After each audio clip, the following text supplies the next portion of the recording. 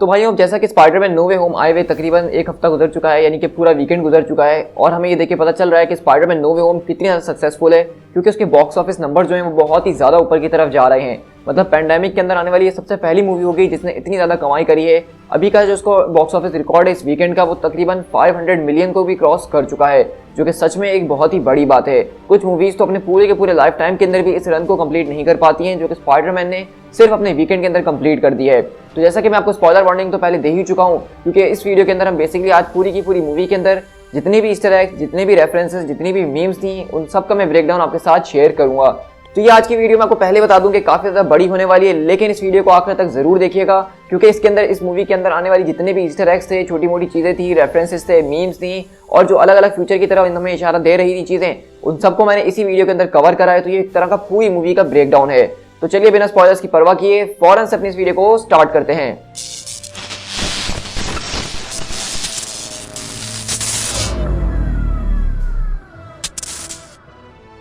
तो जैसे हमारी मूवी की स्टार्टिंग होती है तो हमें सबसे पहले ये बात पता चलती है कि दरअसल यहाँ पे एक डिपार्टमेंट काम कर रहा है, जो कि इस पूरे के पूरे केस के ऊपर काम कर रहा है पीटर वाले। और वो डिपार्टमेंट कोई और नहीं बल्कि डिपार्टमेंट ऑफ डैमेज कंट्रोल होता है, जो कि सारे के सारे मलबे वगैरह गिरने के बाद उसको समेटता है और शहरों को दोबारा से रिपेयर के काम में लगता है। तो बेसिकली मिस्टीरियो का जो केस चला था, जो उसने पीटर के ऊपर इल्जाम लगाया है, तो डिपार्टमेंट ऑफ डैमेज कंट्रोल वाले ही इस केस को लीड कर रहे थे और वही इसकी सारी की सारी छानबीन कर रहे थे। और इसी तरह हमने देखा कि department of damage control basically comic book में होने वाला एक और इसी तरह का डिपार्टमेंट होता है, जो कि ये सारे के सारे तमाशों को समेटता है, जो कि सुपर हीरोज अपनी लड़ाइयों में फैला देते हैं। लेकिन कॉमिक्स की अगर बात करें तो कॉमिक्स में पता चलता है कि इसका जो सीईओ होता है डिपार्टमेंट ऑफ डैमेज कंट्रोल का, वो एक बहुत ही ज़्यादा ईवल इंसान होता है। वो जानबूझ के ऐसे सिनेरियोज बनवाता है जिसके अंदर सिटी के अंदर ज़्यादा से ज़्यादा डैमेज हो और गवर्नमेंट की तरफ से ज़्यादा पैसा मिले उस सारे के सारे कचरे को समेटने के लिए। और कॉमिक्स में जो सिविल वॉर का इवेंट हुआ था, जिसके अंदर एक बहुत ही बड़ी भगदड़ मच गई थी, उसके पीछे भी डिपार्टमेंट ऑफ डैमेज कंट्रोल ही था, जिसने सारी की सारी चीज़ों के अंदर आग लगवाई थी। इसके बाद हम कैसे बोल सकते हैं कि हमारा जो दूसरा ईस्टर एग था पूरी की पूरी मूवी के अंदर, वो बहुत ही ज्यादा बड़ा था। मतलब हम समझ चुके थे कि पीटर एक बहुत बड़ी मुश्किल में फंस चुका है, उसको निकलने के लिए यहाँ से किसी अच्छे लॉयर की जरूरत है।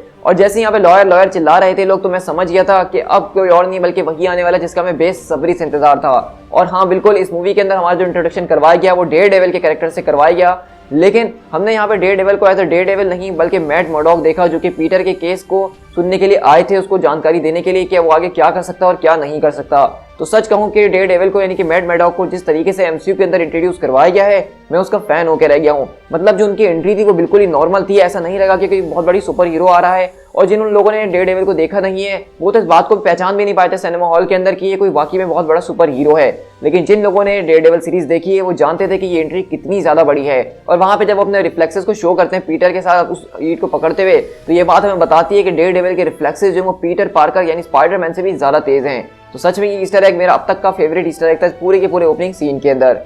इसी के बाद हमें यहाँ पे पुराना एक और ईस्टर एग देखने को मिला, जब पीटर और आंट में जो अपना घर शिफ्ट करके एक टोनी के बनाए हुए पेंट हाउस के अंदर जाते हैं, तो वहाँ पे दरअसल वही हमें डमी रोबोट दिखता है, जो कि टोनी की बहुत ही ज्यादा मदद कर चुका है उसकी पिछली मूवीज के अंदर। ये वही रोबोट है जो कि टोनी स्टार्क जब मर रहा था तो उसका आर्क रिएक्टर लाके उसने दिया था उसकी जान बचाने के लिए। तो ये एक छोटा सा नॉट मुझे बहुत ही ज्यादा पसंद आया। इसके बाद हम देखते हैं कि जब पीटर और एमजे वगैरह स्कूल की तरफ आ रहे होते हैं, तो यहाँ पे बेटी ब्रांड का कैरेक्टर वो अभी भी इस स्कूल की सारी रिपोर्टिंग का काम संभाल रही होती है, और वो यहाँ पे आखिर में एक लाइन बोलती है कि गो गेट हिम टाइगर। तो गो गेट हिम टाइगर वाली जो लाइन है ये बिल्कुल कॉमिक से उठाई गई है। कॉमिक बुक के अंदर एमजे जो है वो पीटर को हमेशा इसी तरह से बोलती थी जब भी पीटर किसी चीज़ से लड़ने के लिए या किसी से मुकाबला करने के लिए जाता था। तो ये लाइन जो है सुनने के बाद बिल्कुल जो है मुझे अपनी कॉमिक बुक की याद आ गई, और इसी लाइन को सेम जो है टॉबी मैguire वाली स्पाइडरमैन के अंदर एमजे के मुंह से भी हमने सुना था। हाँ, वो अलग बात है कि जो मेरे आसपास के दोस्त बैठे हुए थे वो टाइगर का नाम सुन के मुझे चिढ़ाने जरूर लग गए थे। इसके बाद अगर आपने नोट किया हो तो हम देखते हैं कि इसी सारी की सारी भगदड़ के अंदर जब वहाँ पे फ्लैश आता है तो वो बताता है कि किस तरह से वो पीटर का बहुत ही अच्छा और पुराना और चड्डी फ्रेंड है, और उसने उसके ऊपर एक पूरी पूरी किताब लिखी है।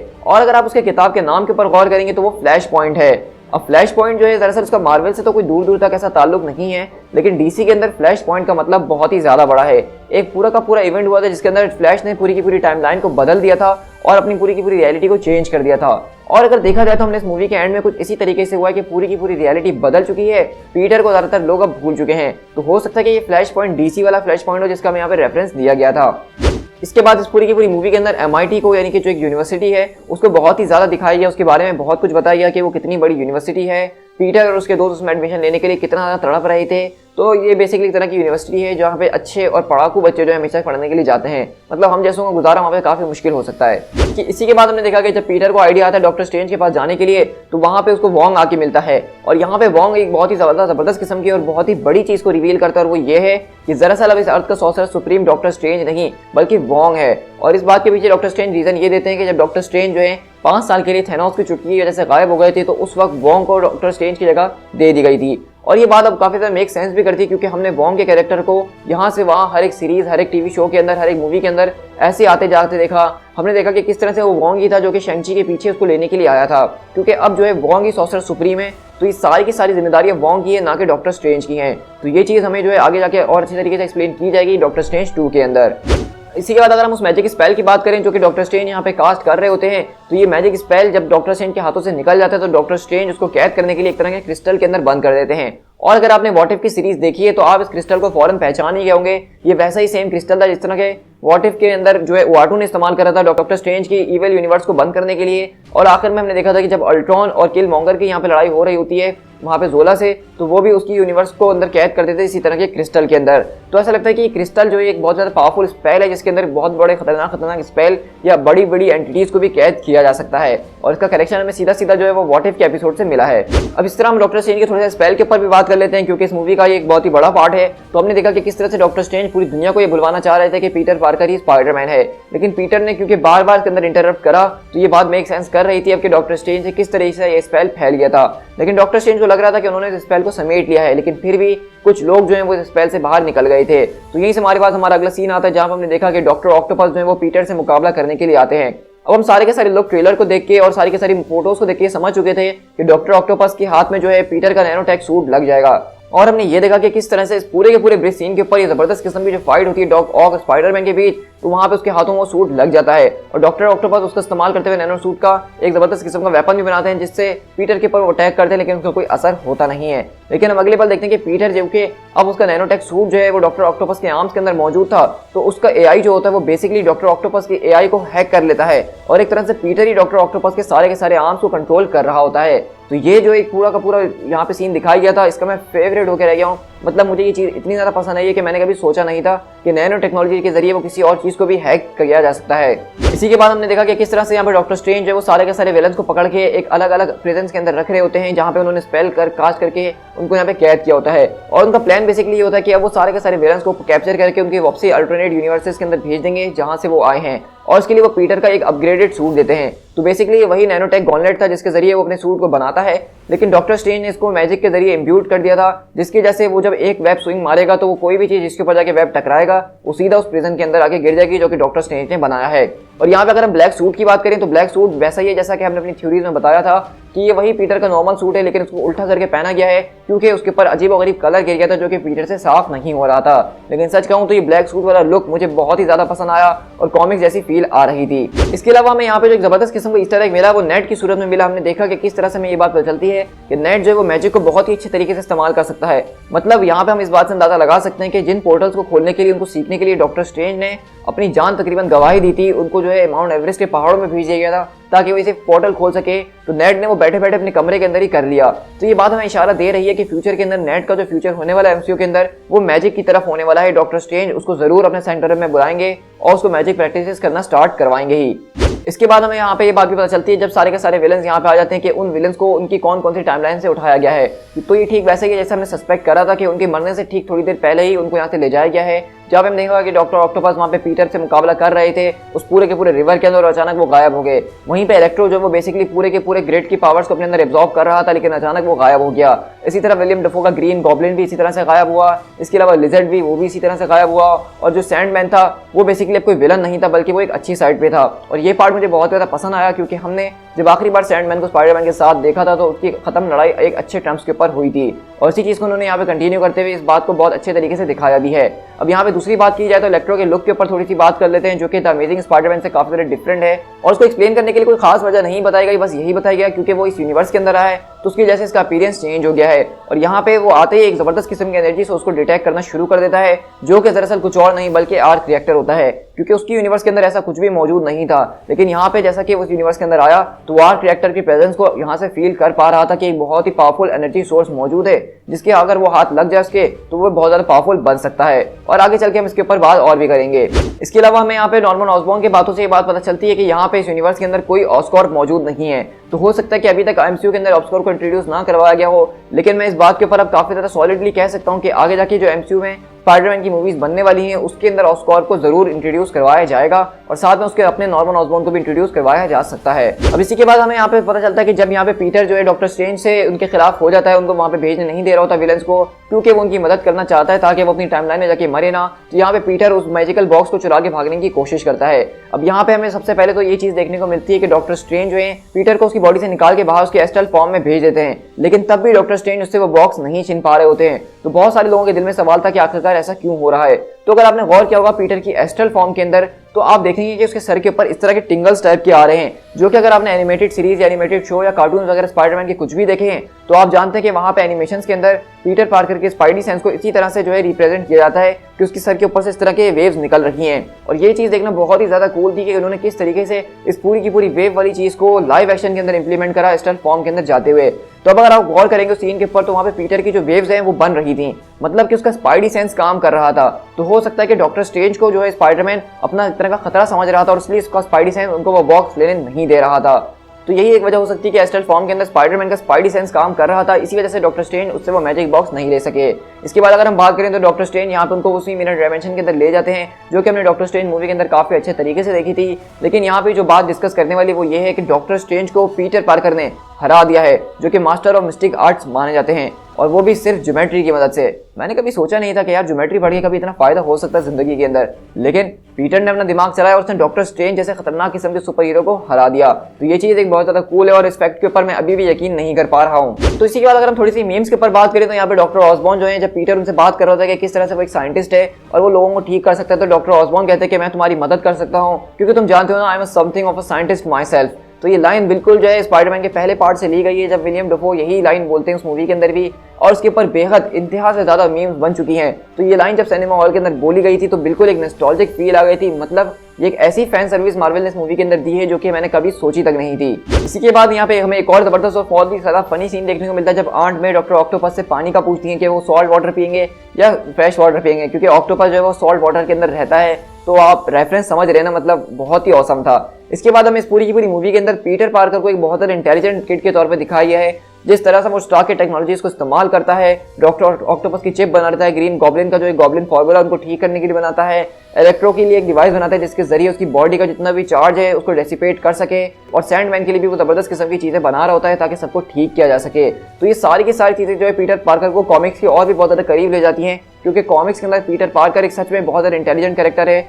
और पीटर पार्कर एक वक्त में जो है टॉप 10 इंटेलिजेंट कैरेक्टर में भी आता था मार्वल कॉमिक्स के अंदर। इसके बाद इस पूरी की पूरी मूवी का जो पूरा का पूरा सीन पलटता है, यानी कि हम जहां पे देखते हैं कि ग्रीन गॉब्लिन इतने टाइम से एक्टिंग कर रहा था और असली में वही इस मूवी का मेन विलन था, और यहाँ पे जबरदस्त किस्म की जो फाइट होती है जहाँ पे इलेक्ट्रो उसकी साइड हो जाता है, डॉक्टर ऑक्टोपस उसको बचाने की कोशिश करते हैं लेकिन इलेक्ट्रो उनको भी मार देता है। तो इसी बीच जो सबसे हार्ट टचिंग मूवमेंट था वो तब आता जब आंट वे पीटर पार्कर से बोलते हैं कि with great powers comes great responsibility, और मैं यकीन मानो उस बात समझ चुका था कि अब आंट में जिंदा नहीं बचने वाली है, क्योंकि जब जब अंकल बेन ने ये अल्फाज बोले हैं उसके थोड़ी देर बाद ही उनकी मौत हो जाती है। और इस मूवी के अंदर आंट मे की जो मौत थी उसको बहुत ही ज्यादा इमोशनल वे में दिखाया गया। सच में सिनेमा हॉल के अंदर ऐसा सन्नाटा हुआ था कि ऐसा लग रहा था कि सच में कोई मर गया है, और वाकई में यहाँ पे पीटर पार्कर यानी कि टॉम हॉलैंड ने जो एक्टिंग करी है उसका कोई जवाब ही नहीं है। ये सीन मूवी का सबसे ज्यादा स्ट्रॉन्गेस्ट सीन मैं मानता हूँ इमोशनली तौर पे। अब इसके बाद अगर हम बात करें तो हमारे पास इस मूवी की सबसे ज्यादा जबरदस्त और धमाकेदार एंट्रीज होती है जो कि नेट के पोर्टल के जरिए होती है, जहां पे हम देखते हैं कि वो लोग बेसिकली पीटर पार्कर को ढूंढने के लिए एक पोर्टल खोलते हैं, लेकिन उसके अंदर से पीटर पार्कर तो आता है लेकिन वो नहीं जिसको वो जानते हैं। और जब वहां पे जैसे ही मार्क्स उतरता है तो वहां पे हम एंड्रयू गारफील्ड को देखते हैं,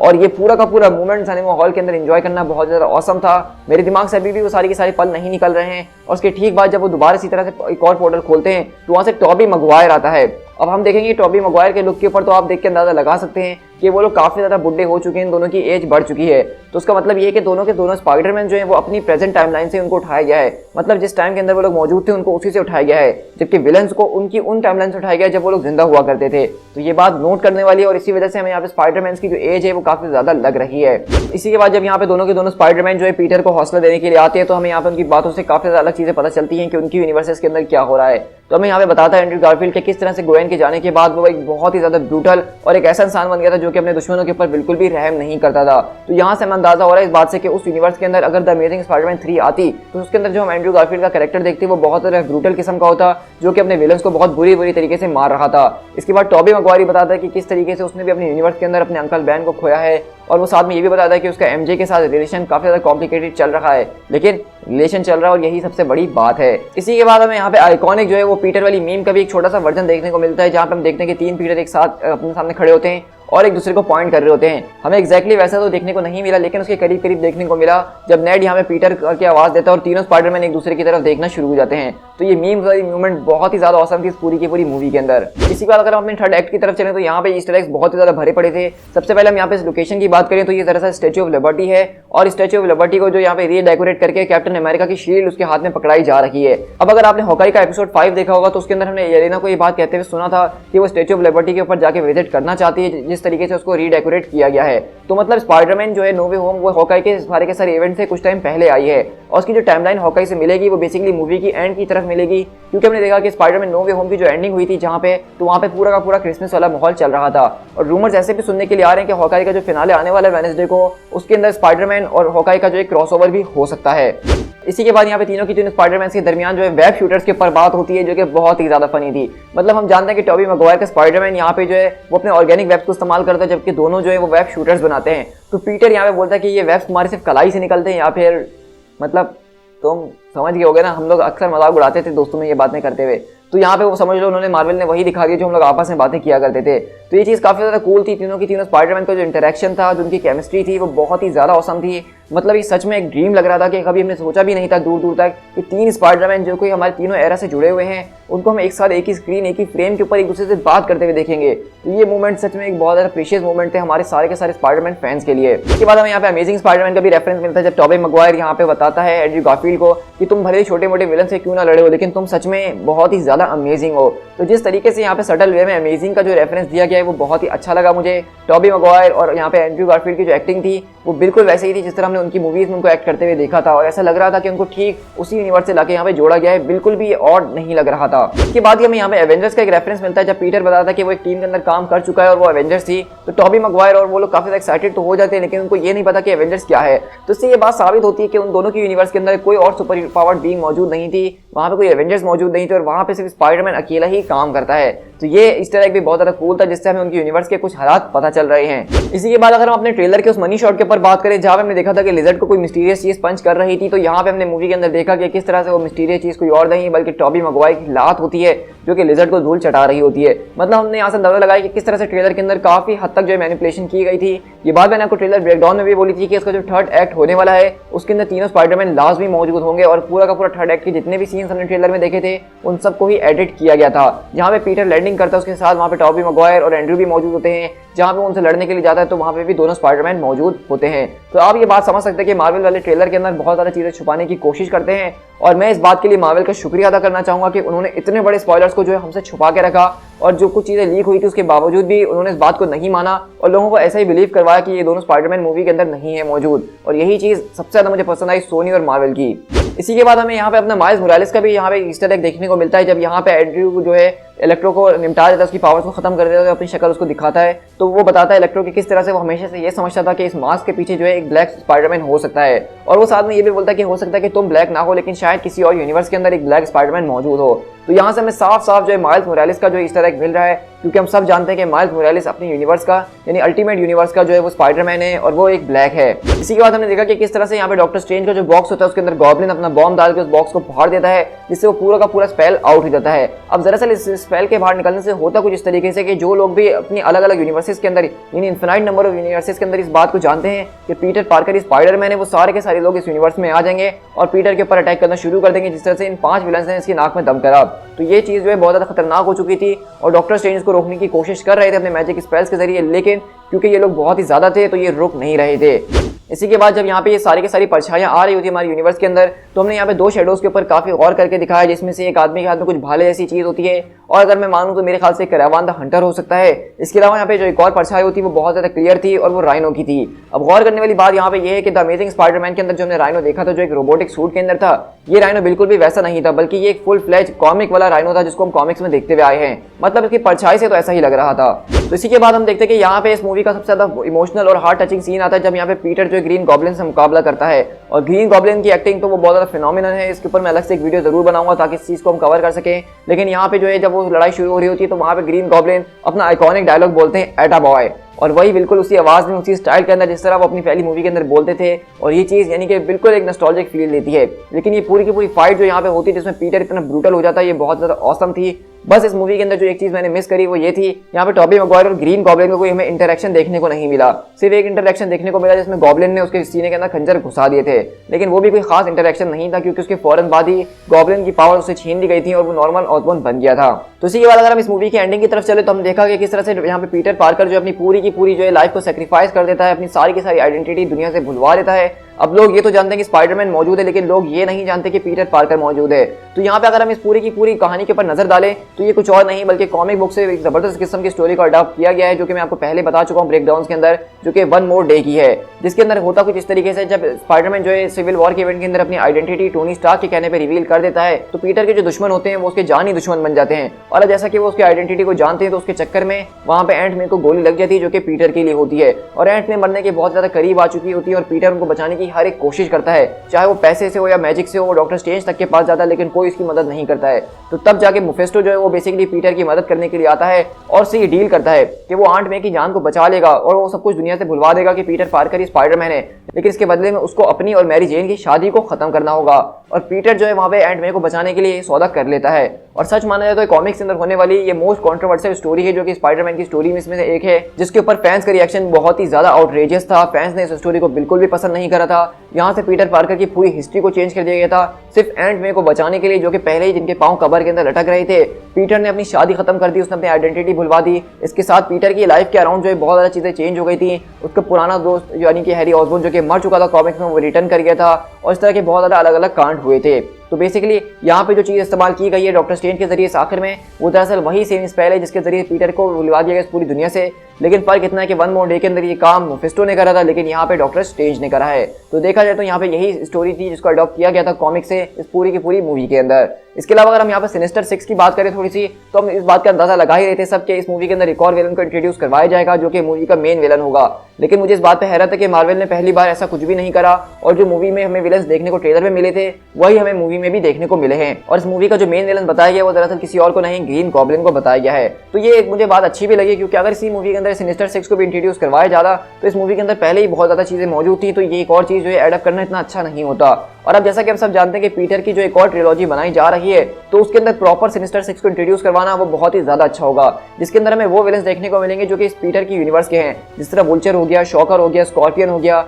ये वो सारे के सारे कैरेक्टर्स हैं जो कि सिनिस्टर 6 में अब आगे दिख सकते हैं। तो इसी तरह अगर आपने गौर करा होगा इस मूवी के एंडिंग के अंदर जब पीटर उस कॉफी शॉप के अंदर जाता है एमजे को बताने के लिए अपने बारे में, तो वहां पे वो उससे एक कॉफी का कप ऑर्डर करवाता है और उस कॉफी कप के ऊपर लिखा होता है कि we are happy to serve you. और आपने अगर बात नोट की हो तो बाद में जब पीटर अपना सूट वगैरह बना रहा होता है, अपनी जिंदगी को दोबारा से स्टार्ट कर रहा होता है, तो तब भी वहां पे जो है पीटर के पास वही एक कप रखा होता है जिसके ऊपर यही सेम बात होती है कि we are happy to serve you. तो उसका मतलब ये है कि बेसिकली उसने एमजे को सारी सच्चाई तो नहीं बताई जो कि वो बताना चाहता था, लेकिन वो रोज एमजे के पास ही जाके कॉफी पीता है और उसके ऊपर नजर रखता है। तो ये एक तरह का मैसेज भी था और एक ईस्टर एग भी था जो कि हमें यहाँ पे मूवी के डायरेक्टर जॉन वॉट्स की तरफ से दिया गया है कि वो हमसे ये कहना चाहते हैं हम फैंस है कि उन्होंने ये सर्विस देके अपने आप को ऑनर फील करा है। और सच में मैं यहाँ पे डायरेक्टर जॉन वॉट्स का बहुत ज़्यादा शुक्रिया अदा करना चाहूँगा कि उन्होंने इस मूवी को इस तरीके से डायरेक्ट करा कि मैंने कभी सोचा तक नहीं था। इस तरीके से इस मूवी के साथ हमारी फैन सर्विस की गई जो कि मैंने कभी नहीं सोचा था, और मुझे नहीं लगता कि अब शायद कोई और मूवी जो इतनी अच्छी फैन सर्विस करने के लिए साबित अच्छी हो सकती है।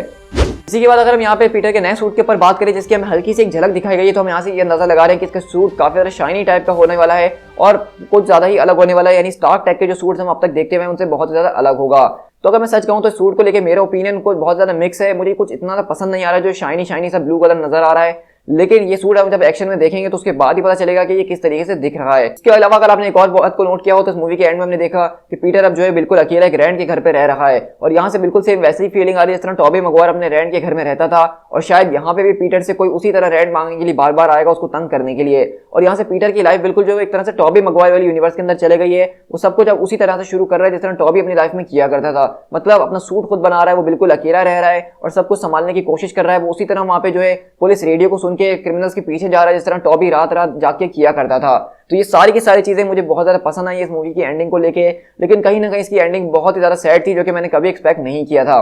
और इस मूवी की एंडिंग से जो है इस मूवी का टाइटल जो है वो बिल्कुल जस्टिफाई हो जाता है कि स्पाइडरमैन नो वे होम, यानी स्पाइडरमैन जो है सब कुछ होने के बावजूद भी उसने सब कुछ खो दिया, उसने सब कुछ ठीक भी कर दिया, लेकिन उसके बावजूद भी वो अपने घर नहीं गया बल्कि उसको एक नया घर लेना पड़ा। तो देखा जाए तो स्पाइडरमैन के जितने टाइटल्स रिलीज किए गए थे, Spiderman home coming, Spiderman far from home, तो वो सब अपनी स्टोरी को जस्टिफाई करते थे। और ये बात बताती है कि किस तरह से जॉन वॉट्स ने और मार्वल ने कितनी खूबसूरत तरीके से प्लान करके रखा था हमारे लिए। इसी के बाद इस मूवी का यहाँ पे एंड होता है, लेकिन इसके अगर हम एंड क्रेडिट सीन के ऊपर बात करें तो हमने देखा कि किस तरह से यहाँ पे वेनम को इंट्रोड्यूस करवाया गया और डॉक्टर स्ट्रेंज 2 के ट्रेलर के ऊपर बात की गई थी। अब इसके ऊपर मैं ज्यादा बात नहीं करूंगा क्योंकि मैं ऑलरेडी वीडियोस कवर कर चुका हूं इन दोनों टॉपिक्स के ऊपर, जिसका आपको नीचे लिंक डिस्क्रिप्शन में मिल जाएगा, तो आप उनको चेकआउट कर लीजिएगा। लेकिन इसी के साथ हमारे यहाँ पे वीडियो को एंड होता है और आई होप कि मैंने इसके अंदर जितने भी ईस्टर एग्स थे, जितने भी रेफरेंसेस थे, जितनी भी मीम्स थी, उन सबको आपके साथ शेयर किया होगा। लेकिन हो सकता है कि ये मूवी काफी ज्यादा बड़ी और डेंस थी तो मुझसे भी कुछ चीजें मिस हो गई हो, तो आप लोग मुझे कमेंट करके इस बात को जरूर बताइएगा कि मैंने क्या चीजें मिस करी हैं और आपने क्या चीजें मुझसे ज्यादा नोट करी थी। और अगर आपको ये वीडियो पसंद आई है तो उसको लाइक करना बिल्कुल भी मत भूलिएगा।